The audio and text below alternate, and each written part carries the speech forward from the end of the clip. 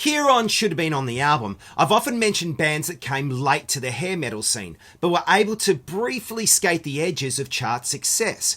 Yet there are few that had the pedigree that Slaughter had.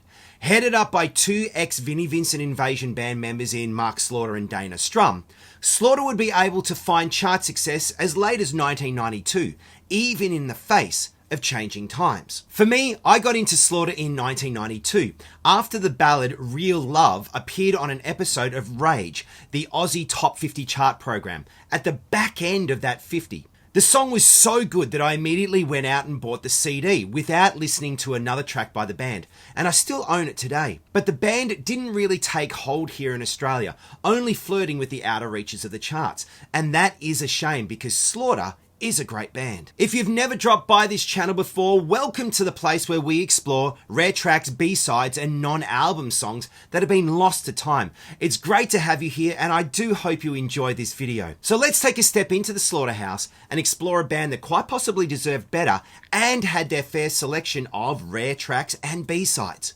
Welcome to Should Have Been on the Album.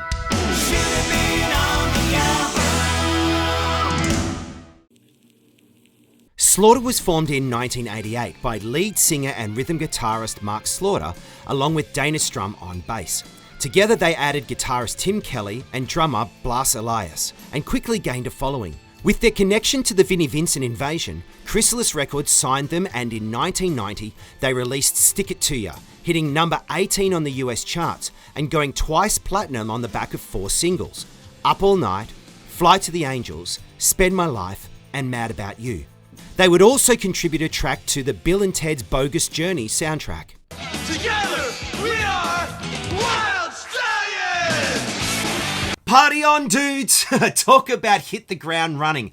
And they were sharing a spot on the track listing with bands like Faith No More, Kiss, Megadeth and Steve Vai.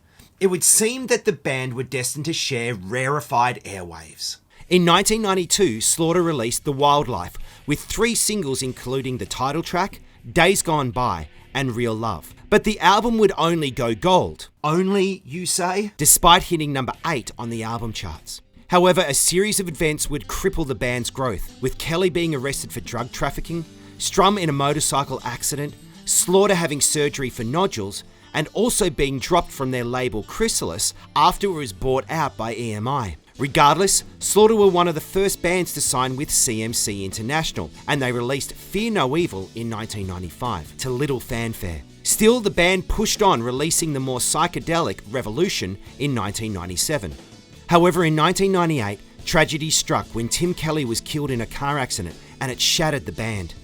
Slaughter would release Eternal Live, featuring Kelly on guitar, in memory of him. Come 1999, the band was able to regroup, bringing in new guitarist Jeff Blando and releasing Back to Reality in 1999. As of today, Back to Reality is the last release of original material from the band, yet they are still touring and released a live album in 2014. But for today, we're going back to their underappreciated third album, and the song that didn't make the cut, it's got a great name. It's called She Knows How to Rumble. She Knows How to Rumble was written by Mark Slaughter and Dana Strum during the sessions for their third album. It first appeared on the Japan-only EP release of Hard Times, a single from their Fear No Evil album. Now, that's not completely true. The track did pop up the year before on a promotional advance copy of the album, released by Chrysalis, along with other songs that didn't make the final cut. This promo release is possibly before Slaughter was dumped by the major label and before CMC picked up the release. Lyrically, we find the band hanging out at a bar in Texas when they spot a particular woman. It was somewhere down in Texas when me and the boys out to check it out. She was looking mighty precious. How would a country boy know what she was about? But it's damn hard to get a read on her. Oh, that she's so tough.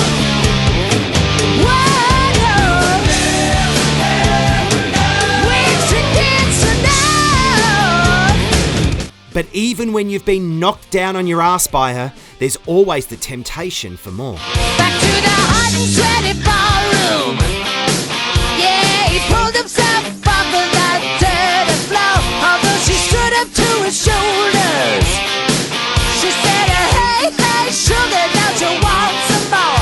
Because, after all, Cause she knows how to rumble. You've got boys, cause she's a dynamite. You know she knows how to rumble. If you push her too far, the lady puts up a fight. and the boxing analogies abound.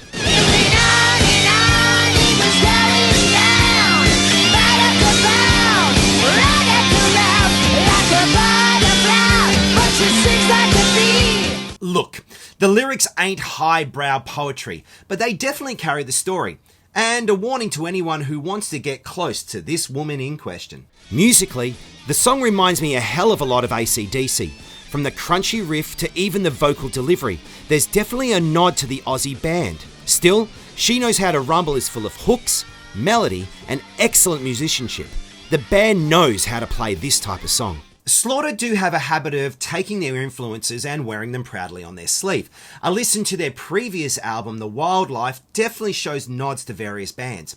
Fear No Evil is no exception, with a tip of the hat to the Beatles, Kiss, Jimmy Page, and with She Knows How to Rumble, the mighty Akadaka. Now, to be honest, I hadn't really listened to Fear No Evil from start to finish or in any real depth, so I'm definitely hearing it with fresh ears, so to speak. If tracks jump out at me, then they stay.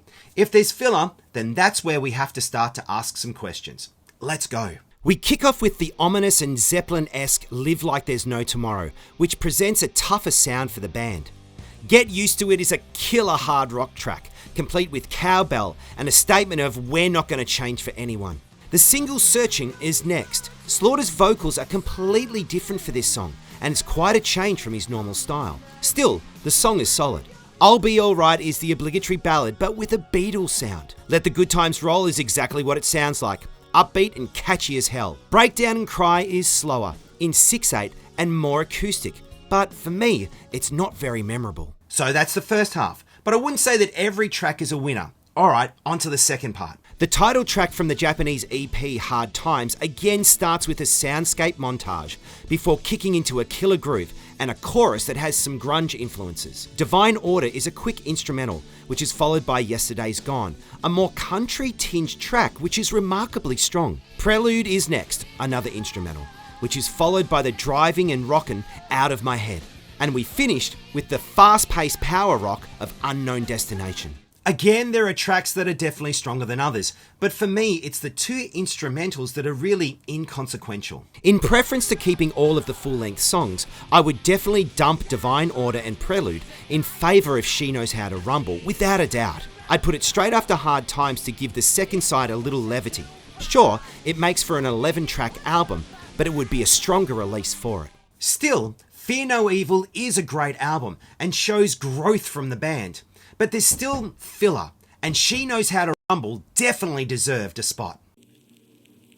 There were other songs that didn't make Fear No Evil as well, including the Japanese bonus track of For Your Dreams, as well as another track on the EP called Rain On.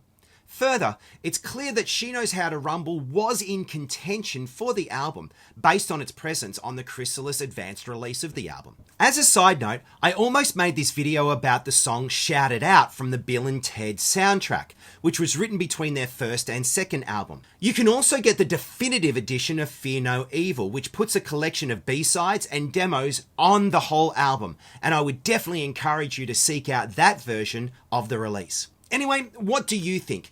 Are you a fan of Slaughter, and what do you think of She Knows How to Rumble? Put your comments below and let me know.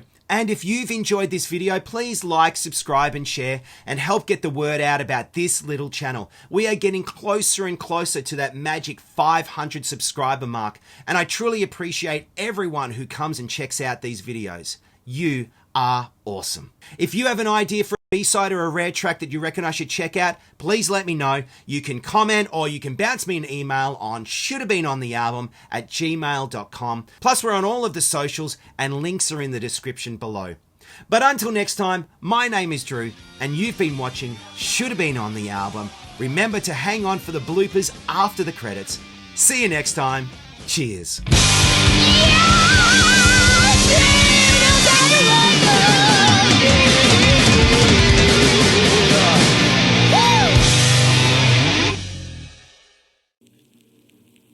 Headed up by two ex-Vinnie Vincent Invasion band members in Mark Slaughter. I got into Slaughter at the tail end of 1992 when the ballad chart program. I can't say it. Slaughter do have a habit of taking their whim from... A listen to their previous album, The Wildlife, shows nods to and with She Knows How to Rumble, they are definitely... How am I going to say that? Again, there are tracks that are stronger than others, but for me, it's the two instrumentals that are really inconsequential. Why can't I say that?